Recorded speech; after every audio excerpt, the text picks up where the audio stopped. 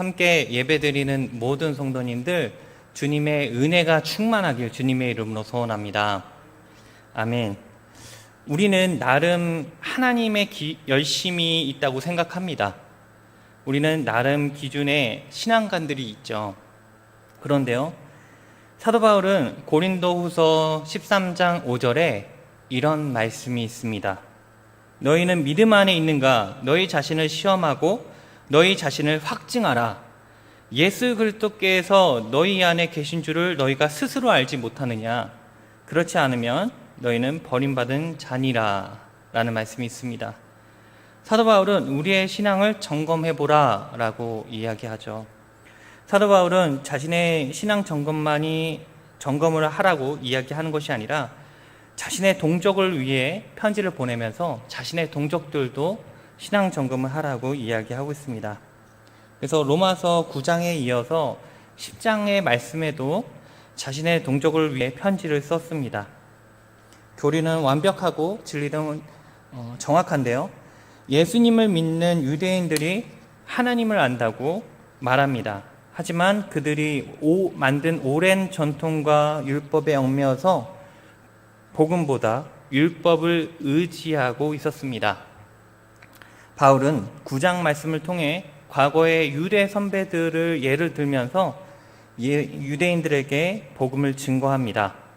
바울은 자신의 동족인 유대인들이 바른 믿음으로 성장하길 바라고 있습니다. 그래서 사도 바울은요, 오늘 본문 10장에서도 그런 마음으로 편지를 썼습니다. 9장에서는 과거의 이야기로 예를 들었다면 오늘 본문 10장의 말씀에는 현재의 이야기로 이야기하고 있습니다. 신앙생활은요, 자신의 신앙이 만족한다고 해서 끝이 아니라고 말합니다. 우리 교회만 부흥되었다고 해서 만사형통이 되는 것이 아니고요, 내 신앙만 성장했다고 해서 주위의 사람들이 영적 침체가 왔다면 문제가 있는 것입니다. 우리 교회만 잘 되고 다른 교회가 힘들다면 문제가 있는 것입니다. 우리는 민족이 다 영적으로 건강하길 바라야 합니다. 나만 신실하다고 해서 사람들이 예수님을 믿으려 합니까? 아니죠. 우리 교회만 성령 충만하다고 해서 사람들이 교회 욕을 안 합니까? 아닙니다. 우리나라 교회가 개교의 중심이어서 사실 연합하기가 쉽지 않습니다. 하지만 교회가 전체적으로 힘들다고 하면요, 쌤통이다 하면서 좋아하는 것이 아니라 슬퍼해야 합니다. 한국교회를 위해서 기도해야죠. 그래서 사도 바울은요, 오늘 본문 1절의 말씀에 보면 제일 먼저 이런 단어가 떠오릅니다. 형제들아 라는 단어가 보일 것입니다.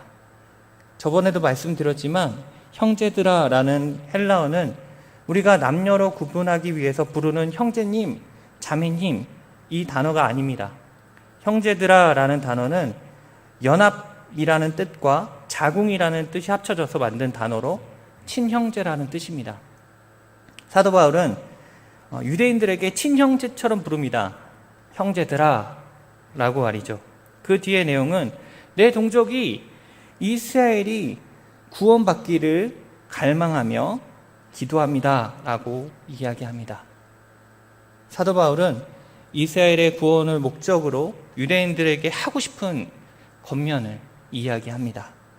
2절 말씀에 내가 증언하노니 그들이 하나님께 열심히 있으나 올바른 지식을 따른 것이 아니니라 라는 말씀이 있습니다. 우리는 이 말씀을 유추해 보면서 사실을 알아야 합니다. 하나님께 열심을 다하는 것과 하나님의 열심을 다하는 것은 다릅니다. 다시 한번요. 하나님께 열심을 다하는 것과 하나님의 열심을 다하는 것은 다르다는 것입니다. 하나님께 열심을 다하는 것은요, 하나님의 뜻은 관심이 없습니다. 다만 성경이 아닌 내가 믿는 하나님이 중요하다는 것을 말해주고 있습니다. 3절 말씀에 보면 이런 말씀이 있습니다. 하나님의 의를 모르고 자기의 의를 세우려고 힘써 하나님의 의에 복종하지 아니하였느니라 라고 말씀하십니다. 이 말씀은 현재 이스라엘 백성들이 처해 있는 현재 사항들을 보여주고 있습니다. 하나님께 열심을 다하는 것은요, 자신의 의로 하나님을 이용하는 것이에요. 그들은 하나님 판단이 중요한 것이 아니었습니다. 그들은 하나님 말씀이 중요하지 않았어요. 그들은 오직 내가 알고 있는 신앙관으로 하나님을 판단하고 내가 알고 있는 말씀으로 신앙생활을 하는 것입니다. 여러분, 유대인들은요, 자신의 나라가 회복되길 바라면서요, 연구하고 기획하면서 자신들의 율법들을 만듭니다. 유대인들은 그 틀에 갇혀 살고 있죠. 또한 종교개혁이 일어날 시점에 교회가 타락한 이유는 무엇일까요? 종교 지도자들이 서로 의논할 때 하나님의 말씀으로 의논하는 것이 아니라, 예를 들어서 바늘 끝에 천사가 몇 명이 있을까 하면서 서로 의논하는 거예요.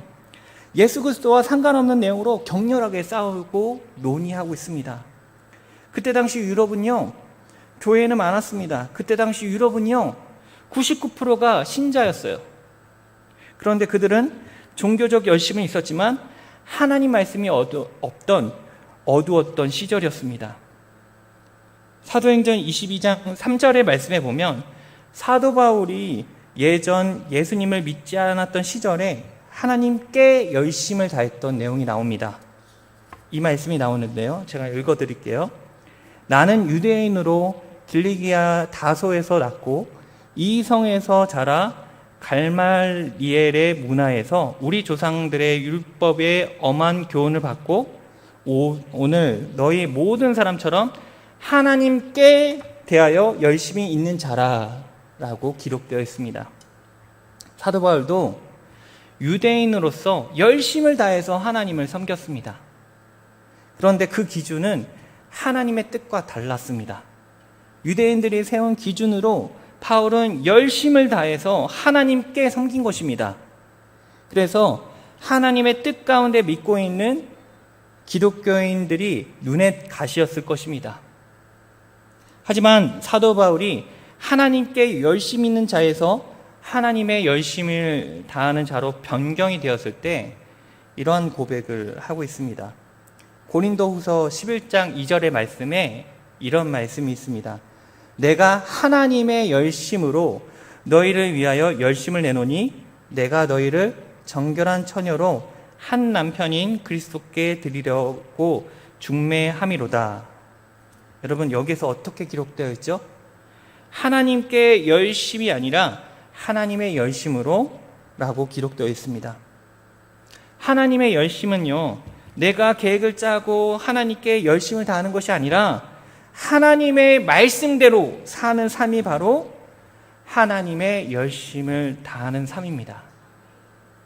그리고 하나님의 열심을 내는 사람들은 나를 위해서 열심을 내는 것이 아니라 주위 사람들을 위해 열심을 낸다고 바울은 고린도 후서에 이렇게 기록되어 있습니다. 바울은 하나님의 열심을 내는 사람들은 중매자로 표현하고 있는데요, 남편이 예수님이고 신부를 우리들로 비유하고요, 중매자는 얻는 것을 뭐라고 얘기할까요? 남편과 아내를 중매시키는 그 중매자는 어떤 것을 얻을까요? 소배비와 감사하다는 인사가 답니다. 얻는 것은 신랑과 신부가 결혼하는 것이죠. 즉 하나님의 열심을 내는 사람들은 내가 신앙생활을 열심히 해서 다른 사람이 잘 되는 삶을 사는 것을 말하고 있는 것입니다. 공부해서 남주냐는 말이 있는데요, 공부해서 남주는 삶이 하나님의 열심을 내는 삶입니다. 나를 위한 삶은 나만 편하면 돼요. 나만 행복하면 됩니다. 하지만 다른 사람들은 그 혜택이 공유가 되지 않아요. 만일 나만 참된 복음을 깨달았어요, 그래서 그 복음을 전해야 되는데 그렇지 않고 그 사람들을 복음을 전하지 않는다면 다른 사람들은 복음을 전혀 깨닫지 못하게 되는 것입니다. 나로 인해 깨닫지 못하게 되는 거예요. 그래서 사도 바울은 다른 사람을 위한 삶을 살라고 이야기하고 있습니다. 그럼 왜 바울이 하나님께 열심이 아닌 하나님의 열심으로 내 삶을 살라고 이야기할까요? 우리 4절 말씀에 이런 말씀이 있습니다. 그리스도는 모든 믿는 자에게 의를 이루기 위하여 율법의 마침이 되시니라 라는 말씀이 있습니다. 사도 바울은요, 예수 그리스도가 율법의 마침이 되셨다는 것을 깨달았습니다. 그 율법의 완성은 십자가 안에서 완성이 되었고요. 그 이유는 모든 믿는 자에게 의를 이루기 위해서 예수님께서 직접 형벌을 당하셨다는 것입니다.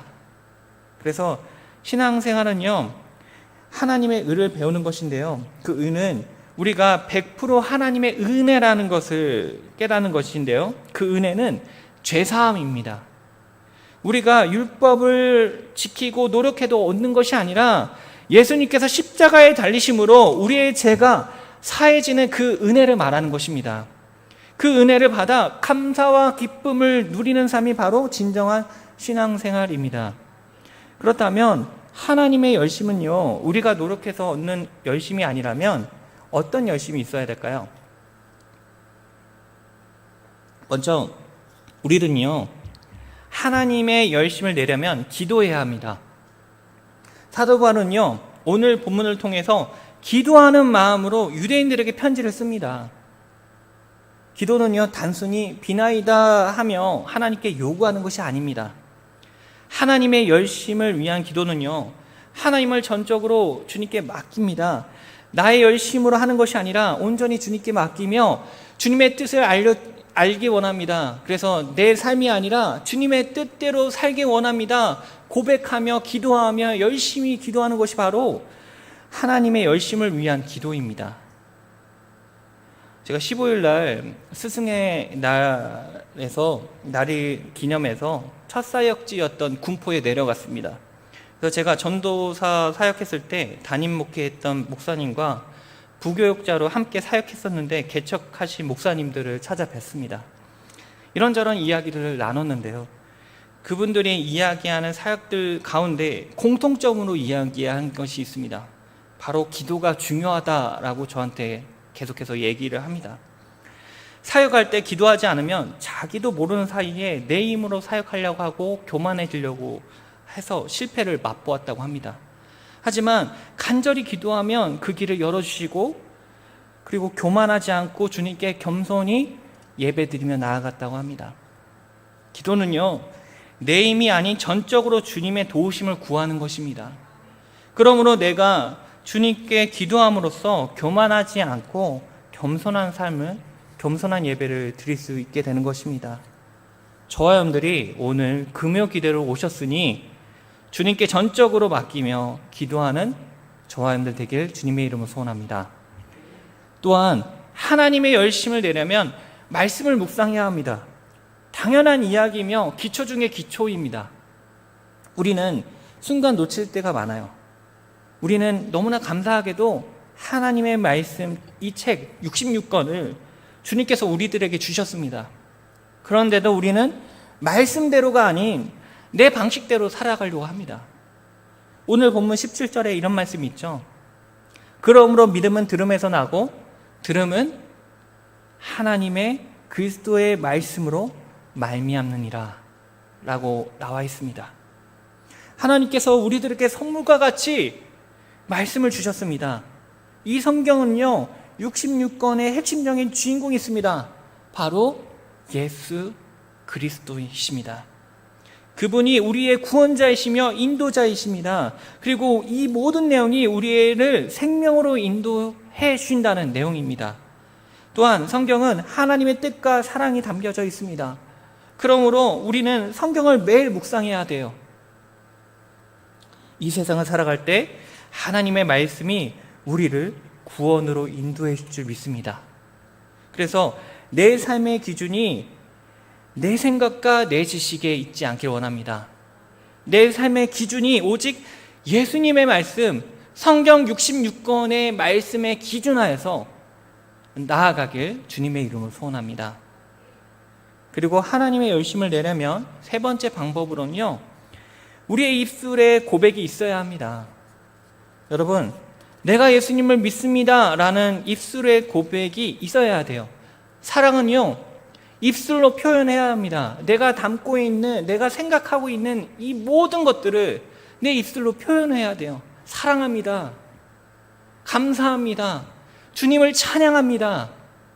그러니까 입술로 고백해야 합니다. 내가 믿는다는 것은요, 숨기는 것이 아닙니다. 함구하는 것이 아니에요. 그래서 아멘도요, 주님께 입술로 고백하는 것입니다. 하나님 말씀에 동의합니다. 주님의 그 말씀을 전적으로 왔습니다. 아멘, 아멘 하면서 화답하는 것입니다. 내가 믿고 있는 예수 그리스도를 입 밖에 표현해야 되는 겁니다. 그래서 찬양을 크게 하는 이유도 그러한 이유 때문입니다. 우리가 신앙 고백을 입 밖으로 표현하는 이유도 이러한 이유 때문입니다. 또한 믿지 않은 영혼들에게 그리스도를 전하는 것도 입술의 고백일 줄 믿습니다. 오늘 본문 9절에 이런 말씀이 있습니다. 내가 만일 내 입으로 예수를 주로 시인하며 또 하나님께서 그를 죽은 자 가운데서 살리신 것을 내 마음에 믿으면 구원을 받으리라. 10절에도 이런 말씀이 있습니다. 사람이 마음으로 믿어 의에 이르고 입으로 시인하여 구원에 이르니라. 13절의 말씀에 이렇게 기록되어 있는데요, 같이 한번 읽어볼까요? 시작. 누구든지 주의 이름을 부르는 자는 구원을 받으리라. 아멘.